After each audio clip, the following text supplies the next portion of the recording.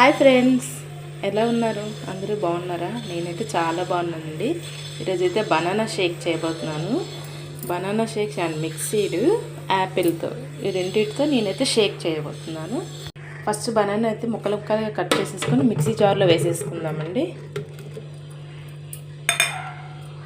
Cut చేసి పెట్టుకున్న Apple ముక్కలు కూడా వేసేసుకుందామండి. పెరుగు యాడ్ చేస్తున్నాను ఇందులో.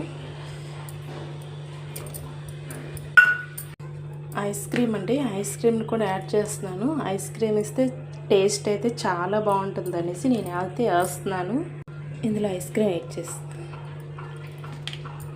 ఇప్పుడు ఇందులో షుగర్ కూడా యాడ్ చేసేసుకుందాం. ఇప్పుడు ఇందులో పాలు కూడా వేసుకుందామండి. వేసేసుకున్నాక మిక్సీ పట్టేసుకుందాం. షేక్ అయితే రెడీ అయిపోయిందండి. ఇప్పుడు గ్లాసులో పోసేసుకుందాం.